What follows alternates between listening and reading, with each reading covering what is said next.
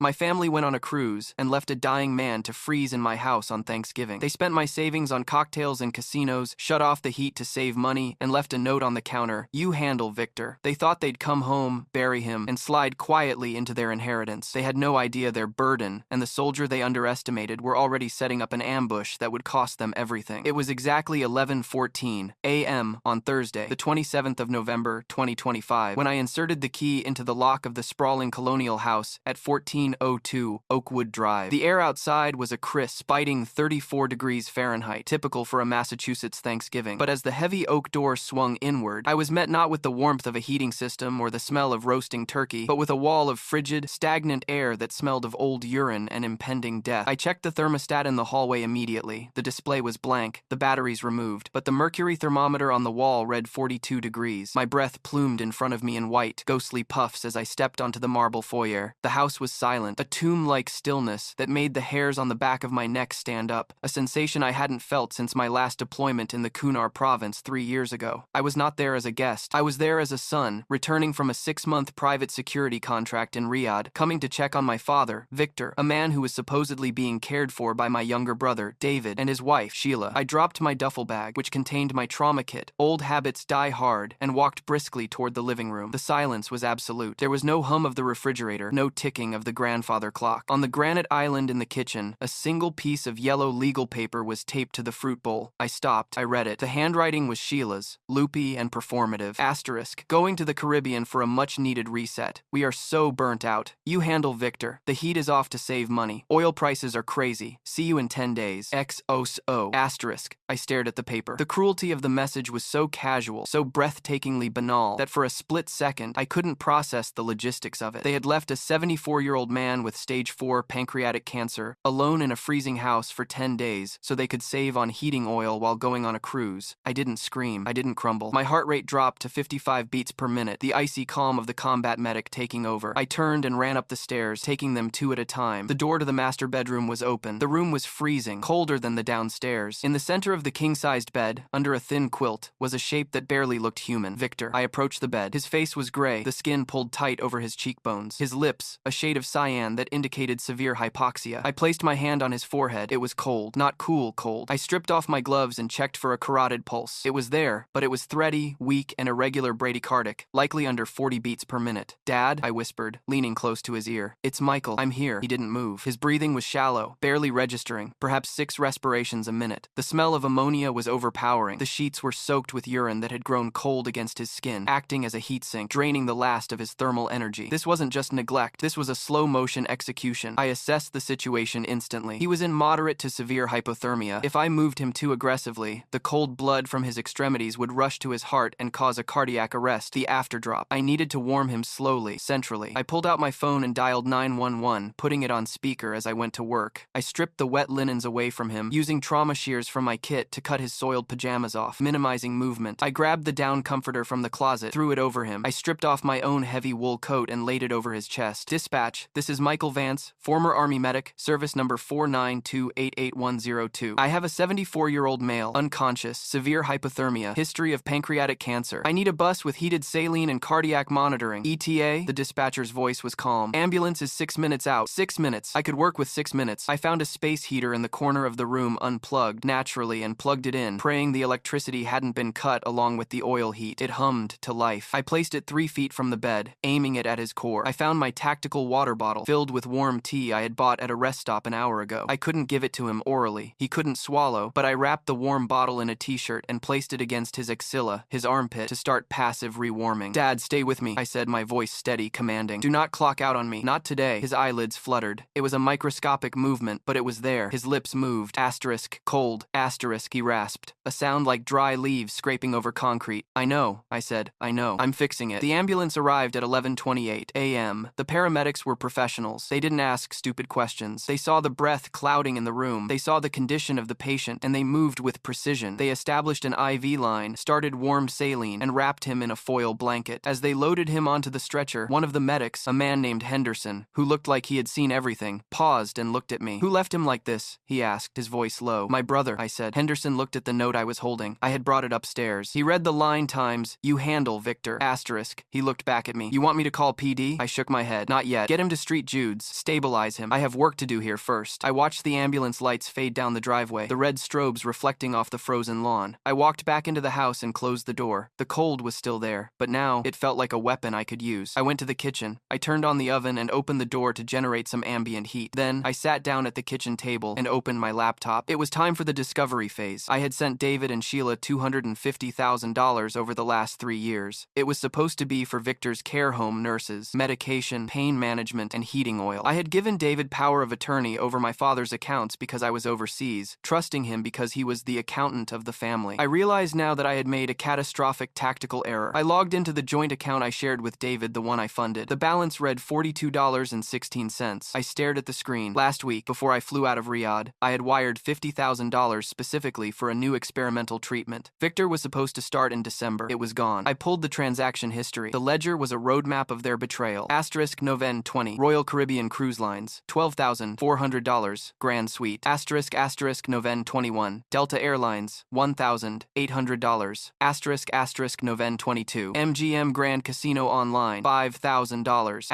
Asterisk Noven 22. MGM Grand Casino Online. $5,000.